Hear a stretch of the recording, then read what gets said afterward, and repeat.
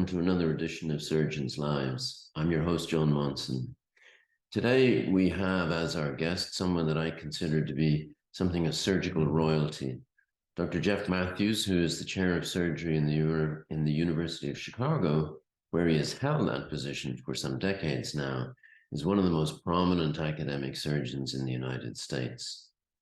He's also something of a Renaissance man, being a guitarist, a rock musician, composer, and performing artist.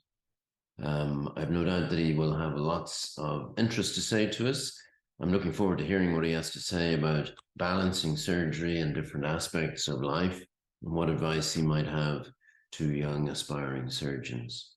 So without further ado, let's look forward to saying hello to Dr. Jeff Matthews. This is John Monson and another edition of Surgeons' Lives.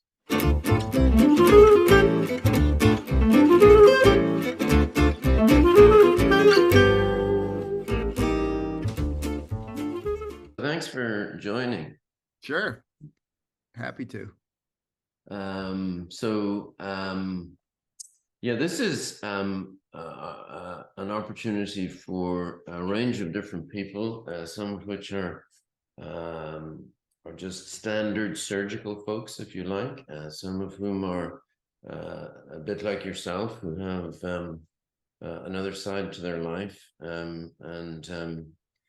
just to talk about surgery, but also the other aspects of their life, Sure. as people become more interested in what makes people tick, really. So it's pretty casual.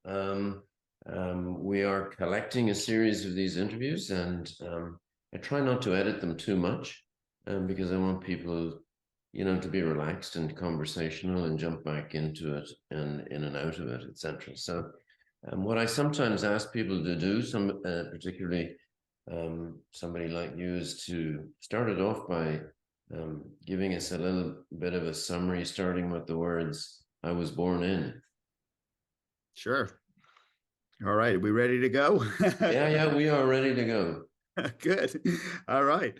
Well, I was born in right outside of New York City, in a place called New Rochelle, and I grew up there for the first couple of years of my life. Then moved a little bit north to a town called Scarsdale, which was home till all the way through high school. It was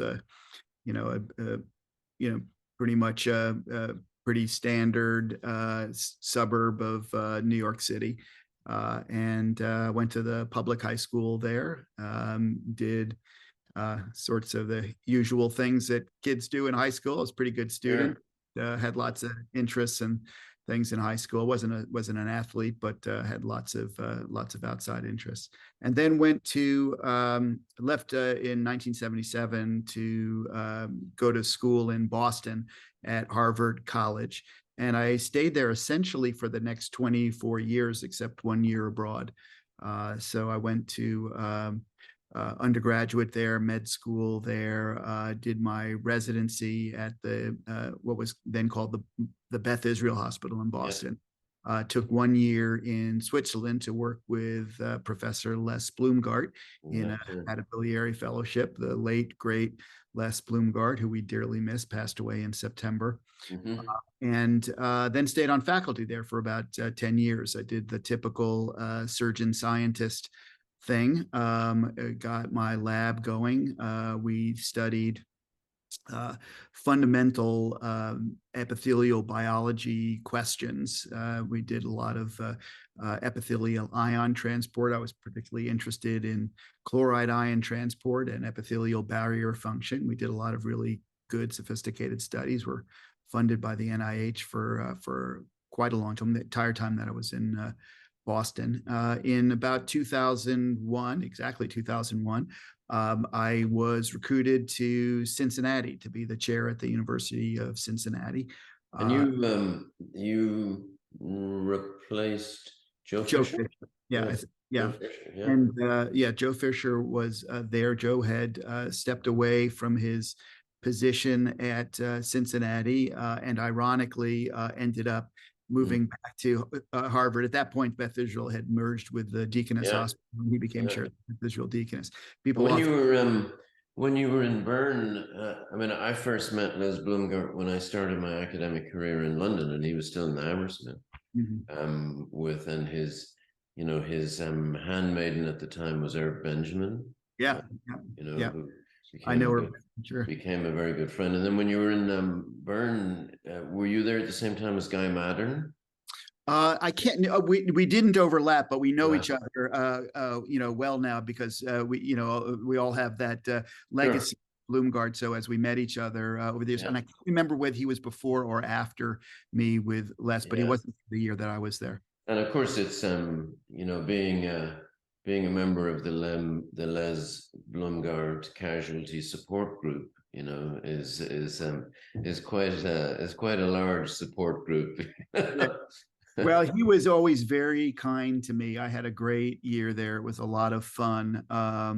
And it certainly, gave me a great jump start in, what would become my specialty. I didn't end up doing liver surgery really because the practice I fell into at the Beth Israel Hospital was more pancreatic and biliary than liver. I did a smattering of liver cases, Sure. they. I mean, to be fair, I first met Les actually at the bicentenary of the Irish College in 1984, where he was my boss was the organizer, and who was an HPB surgeon, and he organized for two famous HPB surgeons to speak. One was Les Blumgard, and one was John Terblanche.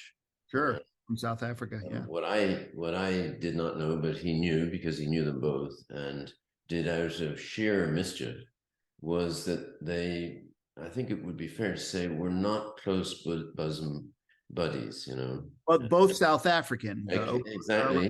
One very Bloomgard tall, started and patrician.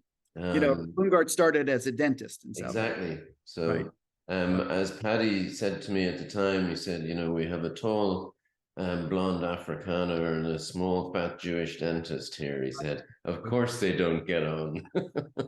But Bloomgart was a showman. He was very he was always exciting to be around. He was always interesting, had a story for everything, and he did amazing things. True. He had that passion. That passion. So to this point, you were following, albeit a successful one, a fairly classical academic career, with this ticking the boxes as you go. Did you have, would you have described yourself as, did you have the white heat of ambition, or what was the aim?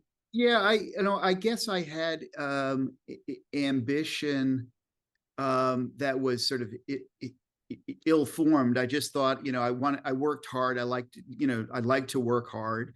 I liked to write.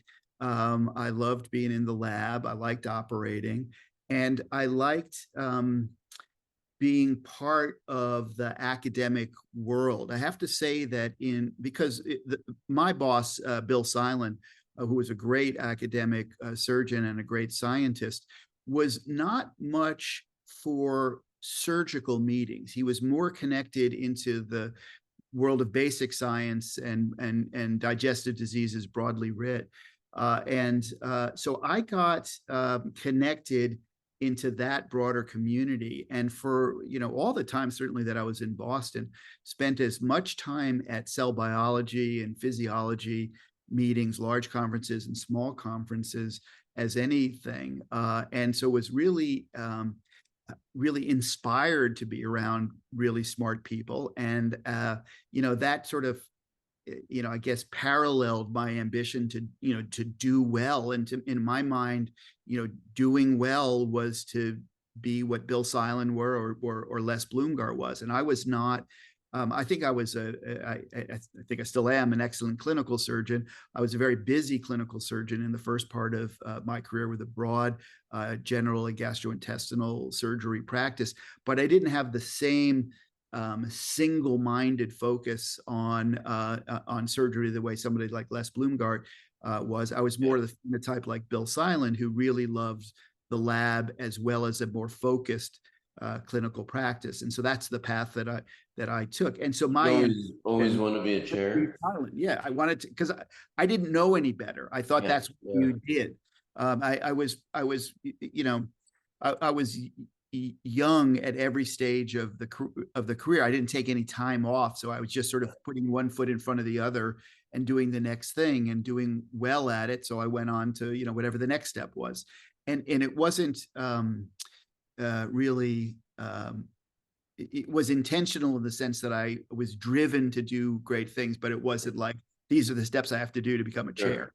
It just wasn't that calculating, because I didn't really understand it anyway. So. Yeah, and I followed the same path.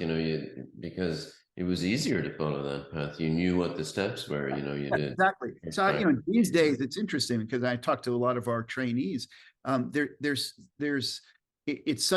so many more options that you can learn about as a young trainee or young faculty member than were obvious to someone back in our day. So I was with Bloomgart. You met him in '84. I was with him in '88. So right. And then Chicago. Yeah. So 5 years in Cincinnati. When I went to Cincinnati in 2001, I think I was the youngest chair in the country, of close to it. If not, I think I was the youngest chair. And when I left Cincinnati 5 years later, I think I was still the youngest chair. So it was I was chair there from age 42 to 47, and got, it's a fabulous place, University of Cincinnati. I know you visited and been there before, and it was a great department, still is a great department. I had great years there. But then University of Chicago came calling, and it was exciting for me. First of all, because I think I'm more of a big city person in general, and probably as things that we'll talk about. I sort of like the arts and the pulse and the hustle and bustle of a big city. I just sort of thrive off of that. And the dean at the time was a former research mentor of mine from Boston. So he reached out to see if I would be interested after Bruce Gewirtz stepped away. And Bruce went off to be the chair at Cedars-Sinai, and the role became available at University of Chicago, and it was great. So I've been there since 2006. So it's interesting, when I took my first faculty job at Imperial College in London in 1990, I was asked to give a presentation on the future of academic surgery. And, at that time, 1990, so some decades ago, the general mantra was that academic surgery is dying. I always remember that one of the papers that I found on this topic that told me people had been talking about it for some decades before then was by George Block, one of your predecessors in Chicago. Yeah. It was centered around the concept as the sky is falling. So I tell my residents, and they know this because we talk about this all the time. I said, the sky's been falling my entire career. Somehow we move forward, and academic surgery is still a great career. It's still, exciting field to be in. There's lots of cool things that are happening. What it means to be an academic surgeon has broadened and changed and morphed over the times. But, with 30 years before you and I trained, people were saying the same thing. I mean, you go back to Franny Moore's SUS presidential address when he talked about the perils of a surgeon scientist, and you read it today, now 63, 4 years later, it completely resonates. The same issues, and nothing's changed in that regard. Everything's changed, but nothing's changed. Well, that was going to be my question to you. The challenges and thoughts and fears and worries have not changed, but of course everything has dramatically changed. So I'm sure neither of us gave it a moment's thought about pursuing a career in academic surgery. It was your passion, your love, and same with me, etc. do you think it's just as easy for young surgeons coming out today to have that passion? And what's changed? How is it different now? Yeah, I think that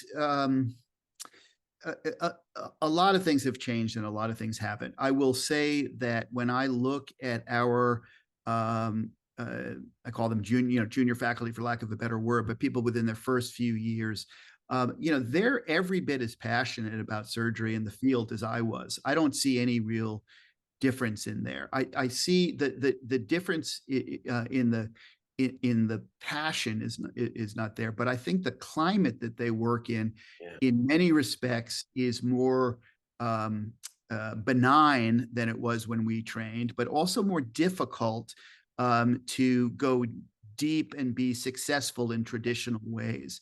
I think it is very hard without extensive scientific training to be a successful independent surgeon scientist running your own NIH, say, funded lab. We have surgeons in my department who are doing it. I've got a vascular surgeon who's 2 years out and is already writing a second R01. He's been on the faculty for 2 years. He got the first R01 the first try. And so there are people with incredible training who are able to do it, but you can't be an amateur at it. And I think no, our day, it was some amateurs snuck by and were able to get funded. And 20 years before that, there were a lot of amateurs doing it. And I think science has changed. It's more team science. The nature of fundamental research has gotten more complicated. So I think it's unrealistic to imagine that. But if you look at the value that a smart surgeon brings to a research team, it's incredible these days what they can do yeah. and be part of. But the idea that the only pathway to success is to be an independent surgeon scientist with a basic science lab to be an IHO is just not true anymore. No, I agree with that, and And by the way, the interesting stuff is all in health services well, and research. that's what I was going to say, and The work that our young surgeons and across the country are doing in health services research and implementation science and other yeah. areas, remarkable. And their interest in advocacy and eliminating disparities and their passion is as deep as ours was about understanding, the colonic epithelial cells. It's And changed. one of the things that struck me in the late '90s in the UK when I was a chair in the UK was that it suddenly struck me that increasingly, certainly in the UK and the NHS, the government, who were of course the source of funding for research, the political masters really didn't care about the genome.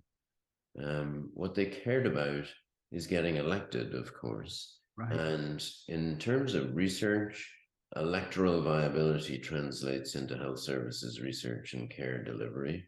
And it opened up a whole, as they were pouring all the funding, the molecular funding for what my former colleague Dean used to call the DNA navigators, they were pouring those into fewer baskets in Oxford and Cambridge and Imperial, etc., and not spreading it. But where you didn't need that enormous critical mass of scientists and equipment and facilities and vivariums and things like that, that was health services research. The politicians began to realize there was bigger bang for your buck there.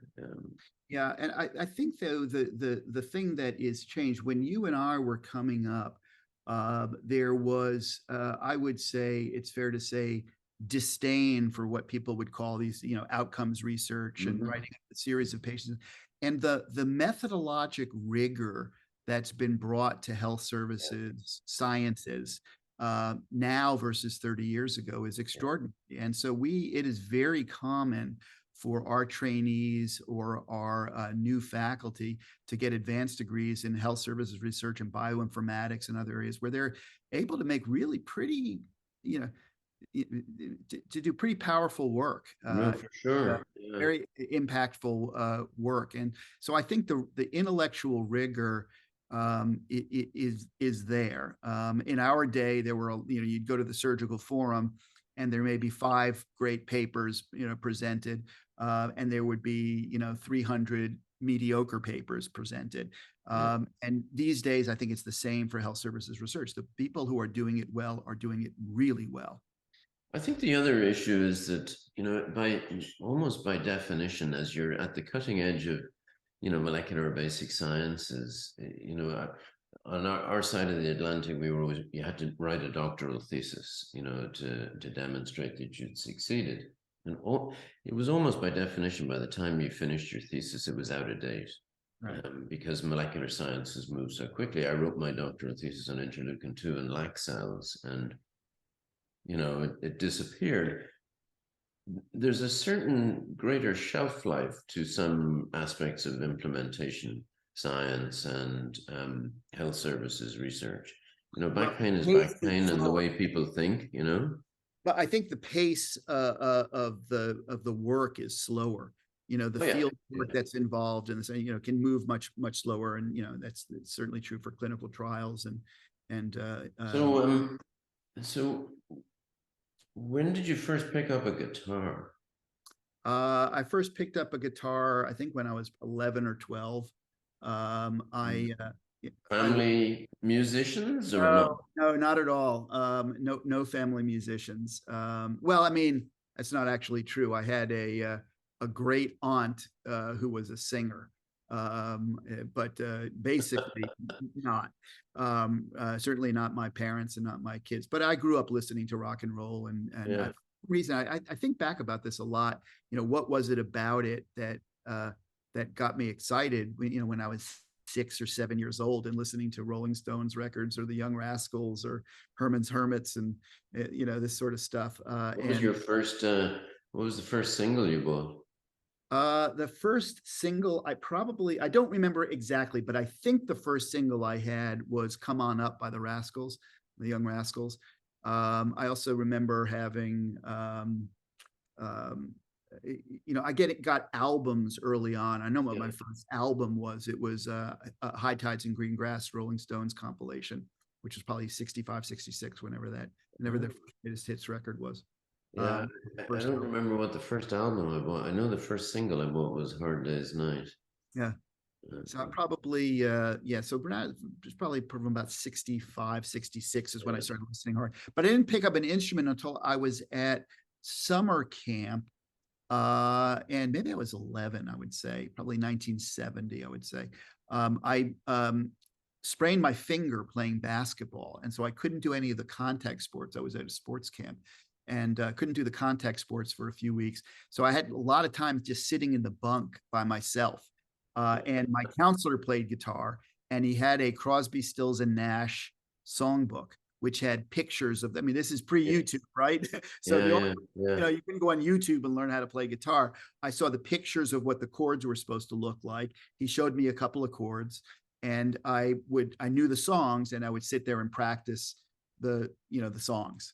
And so I learned how to play guitar. And then, when I went back and when I was in, maybe 6th and 7th grade, so 12, 13 years old, I started playing in bands, and took off from there. But you must have, it goes without saying, goes with the territory that somewhere in there came the 10,000 hours. Well, so let's reality check. I'm an okay guitar player. I think I'm a really good songwriter. I will say that I hear things, and I like to write songs, and I have the ability to get into a recording studio and work with some great musicians and make it come out, the way I hear in my head, and that's really kind of fun for me. But I don't love to play live. I played in bands for a long time. I played in bands in college, and did that. But I prefer, the studio. Like the Beatles when they stopped touring. I find the studio a fascinating place to be, and just sort of why ability. What is it? Is it? Do you freak out playing live, or is it just the imprecision, or what? I like things to be perfect. I like it to come out the way I want it to come out, the way it is in my head. And don't get me wrong. I like playing music with other people, Yeah, but I don't get, and I've done that, but I don't get jazzed by being up on stage, particularly. sure, That sure. it's not necessarily something that I seek. So I don't mind doing it. And so, but I also I think in the studio you can make things come out as you want it. It can sound that you can make your guitar sound exactly like you want it. You can, add whatever instruments you want. You have the joys of multi-tracking Yeah, and yeah. Pro Tools, where I mean, this record that I'm working on right now, actually, so my team is in New York right now as we speak, doing some preliminary mixing of it. I mean, there's 120 tracks on it. That when we just get the stuff that we like and we pull it back together and assemble Yeah, it. you know, I'm sure you watched the I'm totally blanking what it was called, but the compilation footage of the Beatles in the studio that was on Yeah, Disney. the Let It Be Yes, documentary. exactly. Yeah. And Get Back, it was called. Yeah. I watched that, literally start to finish, and a couple of things struck me about it, as a lifelong Beatles fan. One was the despite what was going on in their lives at the time, but one was the fact that they clearly had a great love for each other. Yeah. And the other really was just a searing talent that you listen to the albums and you think, oh, that was okay, it's a fairly simple song, etc. But the effort and the sophistication that they put into it, which was not about the enormous technical sophistication that's available today. I often, certainly the people that are into, electronic music, you just wonder what that creative process is. But you could see with all four of them, that it was, that they didn't need equipment to produce magic. And that's a joy to watch. I agree with you completely, John. I would say, let me add two nuances to that. Number one, that what I found amazing about Get Back was watching the creative process unfold. You watch how a song began, and then how it turned into something. Especially, that moment where Paul comes up with the riff for Get Back and basically writes it on the spot. But you also see how they had input into each other's songs. And the one who always amazes me, who doesn't get the credit, is Ringo Starr. Yeah, The way he could create an iconic drum track, drum thing that would complement the song, but didn't need to be flashy, but pulled something out of the song that wasn't necessarily there before he got involved. And that creative process in the studio is incredible. Number two is, just because something is simple doesn't mean that it isn't complex to get down exactly as you want it and capture the energy and the magic actually on a record. And that second process of taking something, I mean, the songs that I write are, I think they're good. But they aren't symphonies. They aren't, they're rock songs. And they're, nothing about them is particularly complicated, but working through the instrumentation and the dynamics and exactly how it's going to sound, and exactly what the lyrics are and how the background vocals, you have infinite possibilities, and then you start to put it together and it becomes a thing, and that magic is incredible. And it's hard to describe unless you sort of see the process. It's like a Whipples. Yeah. Well, except in a Whipple procedure, it's complicated, but you know what it's supposed to look like before you start. And the different thing is here is like making up not knowing what operation you're going to do and figuring out as you go along what operation is going to happen. I think so. I mean, there is an improvisation element to surgery. We all know that. You have to sort of know what you're supposed to do, and then you have to see what you actually get when you get in there. So there is definitely improvisation. Yeah, I had a boss who would have been classically or nowadays described as consciously competent. as in he knew he was not naturally gifted, but so he had to work at it. And his great mantra was, all big operations are made up of lots of little operations put together. And he was a very good teacher because of that, because he would say to people all the time, don't get flustered or panicked here. You've done every one of these. You've tied off a vessel, you've sutured off a vessel, you've done this and that. You put them all together, and before you know where you are, you'll be at the end of the operation. Basic philosophy. So, and it's a bit like, as I say, when you were watching that program, They Let It Get Back, you heard a little, 20 seconds of a song and you went, okay, that's done. But it wasn't anywhere near done. There's a lot of work. You saw what the studio engineers did, what George Martin did, and all of that process is fascinating too, because Yeah. the amount of control that you have. So when you're mixing it and you decide, are the guitars going to be split right and left, and where's the vocals, and how's that panning, and is this a little bit louder than that? You can go and listen to all the different releases of the Beatles catalog, since we're talking about the Beatles catalog, and listen to the difference in the mono mix and the stereo mixes and all the various remixes it's the same song, but it's a different listening experience. Yeah. You notice different things because one's a little bit louder, one's a little bit more separated. So your ear hears it and experiences it in a different way.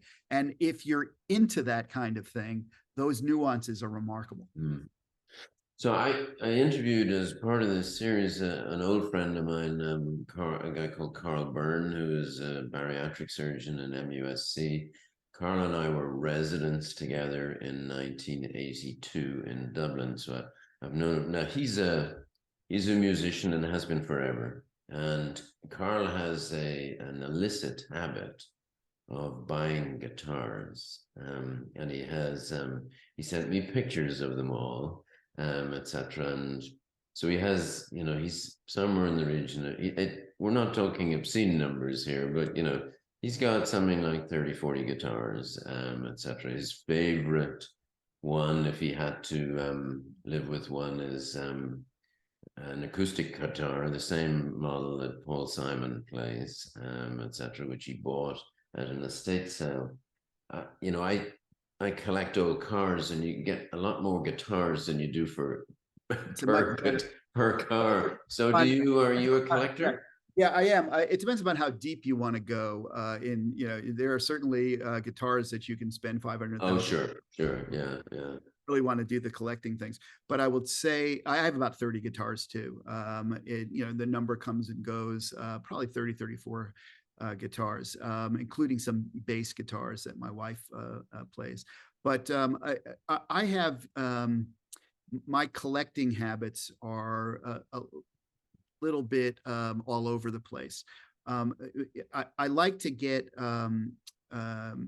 guitars that I enjoy playing. I like to get guitars that are representations of a certain kind of a classic type of guitar. But I often find that the guitars that have the most meaning to me are a guitar that I'm connected with somebody over. So, for example, and it's sadly timely, but Jeff Beck, who was a guitar hero of mine, I took care of as a patient about 10 years ago, 8 or 10 years ago. And he was a lovely guy and all that. And as gratitude, he happened to be coming through town, and I knew one of the people who was on tour with him, and they called me up and asked me if I'd see him. And to pay me back, he gave me his guitar. So I had. I saw it on Twitter. Yeah. Yeah, so that was a fun story. So that's like got incredible meaning. Another example would be a number of years ago, maybe 12, 15 years ago. I met and became friends with a guy named Mick Ralphs, who was a guitar player for Mott the Hoople and later Bad Company. It was one of my favorite guitar players, and I met him at an event, and we became friends. And he had a lot of guitars, and I bought a couple of off him. He was in tax trouble at the time. I bought a couple of his guitars. So I just, how do you not have those as a prized possession when you own guitars that Mick Ralphs took out on tour? So when you were looking at the job in Chicago, I mean, it is the ultimate or one of the ultimate music cities. Was that a factor in you deciding you know Not Chicago? really. I mean, it was like, it wasn't a factor, but it was a benefit. You say one of the music cities. I'm from New York City, so suburbs of New York City. So New York is pretty great. And I spent 24 years in Boston, and Boston is an incredible music town. And it certainly was during the years that I was there, with real iconic bands. But having a very vibrant music scene and being a hub was meaningful, to me. So I like that, and I think I enjoy being the oldest person at Lollapalooza every year. I still love to go to the festivals, and I love to check out obscure bands, and go out to the clubs when I can, and it's So, nice. we've been talking about, two aspects of your life, and, you and I unfortunately both know numerous surgeons, sometimes famous surgeons, who really didn't have a life outside surgery. And I've always taken the view that I've sensed a degree of struggle and sadness when their surgical career came to an end, and indeed their surgical career often came to an end quite sadly. I sometimes thought, because they didn't, there was a death-like grip on staying on, etc. You have um, faculty of several score. In your day, in my day, when we were, as one of my faculty years ago said to me, you used to be up and coming. But you have a bunch of young and up and coming. Do you now, as a chairman, view it as part of your life, a role to ensure that people do have a life balance? It's something that I realized very early on when I started to become chair, that what I didn't want to be was one of those singular people that you spoke of, because that wasn't who I was when I went into medicine. We talked about music, but I also love to read widely. I love history. I love novels. I love poetry. I love the fine arts, and so many things that are other interests, and I couldn't see ever leaving those. Yeah. So I always tried to maintain, a degree of interest in it. And then I realized along the way, that a lot of the problems in the field of surgery came from role modeling the wrong people. Whether it was the people who behaved badly in the ORs and who got their way and were prima donnas with all that, and if they were viewed as the model of success, the junior faculty emulated that. So I thought it was important, to be, well, for lack of a better word, I guess, true to myself, to be authentic. And now that's a big word, these authentic leadership. But we talk a lot in my department about authenticity. Yeah. Uh, I think it's important to role model that, whether it's in your personal relationships, what's going on in your life, your family, who you love, and all the, that, as well as your hobbies and things that you do outside that keep you whole. And bringing a little bit of that to work is kind of fun too. So I really encourage our faculty, and I think, it goes, to the buzzword of inclusion, but I think it's real. When leaders in departments are authentic, and vulnerable, people are more willing to bring their real selves to work. You get a more diverse workforce. You get more interesting people to be around, and I think your patients get more interesting people to take care of them. And I think it's a virtuous cycle that happens. Yeah, and surgeons perish the thought. For some, they're not renowned for being that interesting as people. Yeah. They're often very good at one thing, but they're not often not multi-talented.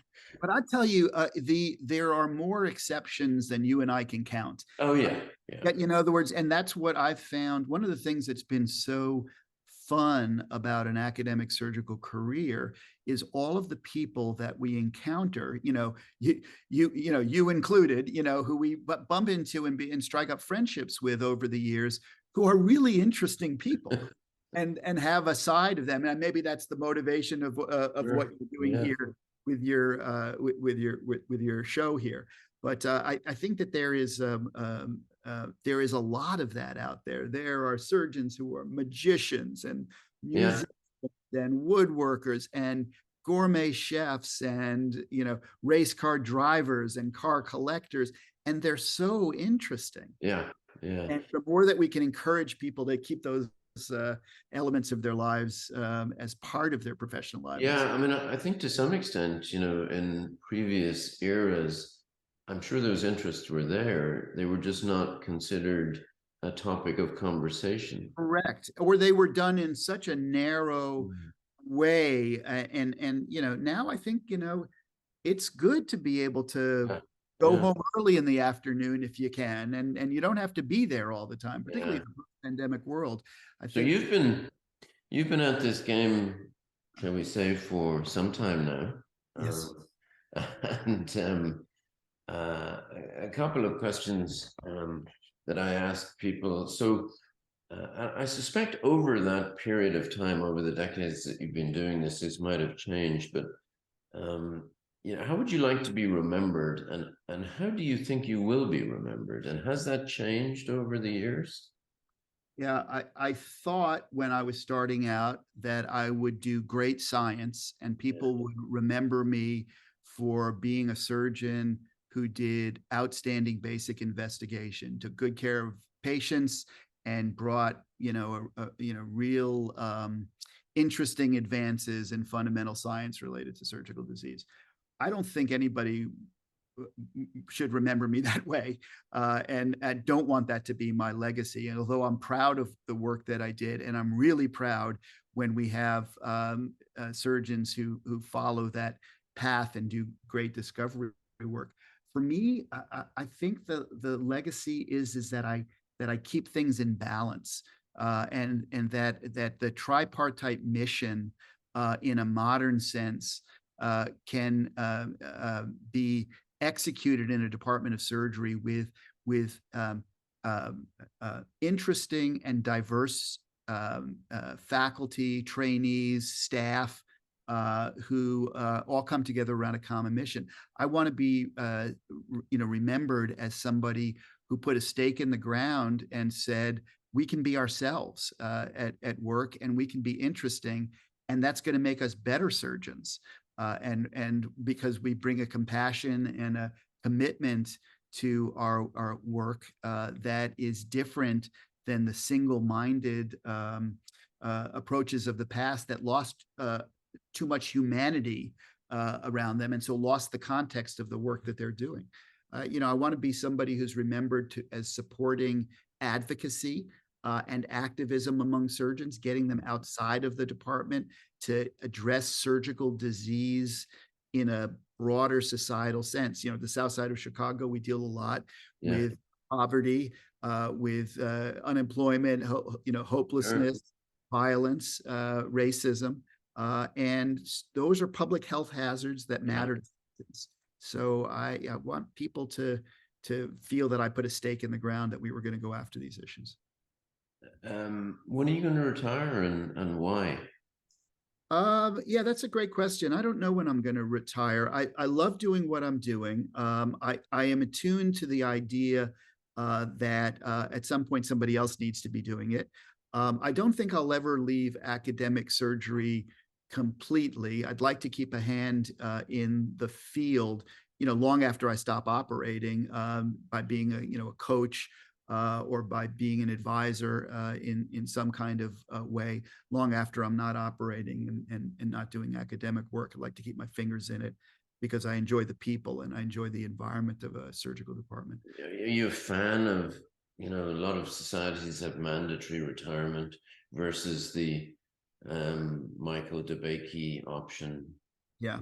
Where do you Uh, sit on that? yeah, I think that it's a very thorny issue and one that's Mhm. hotly debated. My personal philosophy is that all surgeons over the age 60 should start to take a voluntary neurocognitive test that has no consequences to it, but just informs them about how they perform on it, and that can see their own curve Yeah, on it. And I think the biggest problem that we see is when surgeons are haven't recognized the decline in themselves. yeah, Um, yeah. that's not going to be an issue for me because I will stop operating well before that time happens. I'm not going to wait for the decline to happen because we have a lot of great surgeons in our department who've come along and do the cases as well as I can do them. The administrative roles and the leadership roles, that's up to, we have a new dean at our institution who I really like, but it's the dean's job to decide when it's time to refresh the department. Exactly. And it is, of course, a legal requirement for you to say on a YouTube or a podcast that you really like the dean. It's essential. Yeah, right. I will say that, but I truly, I think very, it's I've had a lot of deans of being a chair for 22 years. This is my seventh or eighth dean. And it's very refreshing when a new dean comes in because there's a burst of energy and a burst of focus and a little bit of a change of direction, which is nice. So, in the last few minutes, just that we have a couple of sort of standard snappy questions. So, over your career, you've seen what's changed in surgery for the best, and what's changed for the worst. What's changed for the best? I think we are really good, are better at paying attention to the things that matter to get patients through complex operations. I think critical care and our ability to salvage very difficult situations and make them routine has dramatically changed. I mean, we were coming up, a Whipple was still an incredibly big deal. Now it's incredibly ho-hum. And it is amazing how sick patients can get through really complex operations these days. That's I the think that famous article by Michael Treda, where he likened it to climbing Mount Everest, and now it's 10 at a time. Yeah, exactly. So I think that that's been an amazing change over And the worst? I think it's what my old boss used to call the diaspora of responsibility. The fragmentation of care and the lack of there's somebody being the designated captain who's looking at everything. I think there's a lot of excessive consultation and a lot of dispersion of the essence of care. Yeah. It's every week get more who's in charge, who's in charge here.